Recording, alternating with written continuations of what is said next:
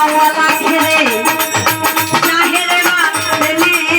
কখন কোন রূপ ধারণ করেন কোনখানে অপারের কান্ডা নবীজি আমার ভজন সাধন দেখা গেল নবী না চিনে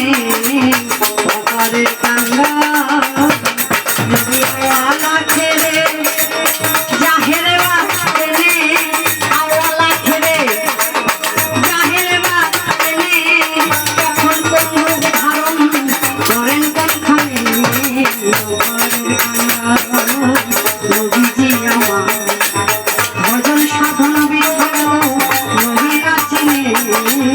অপারের কান্ডা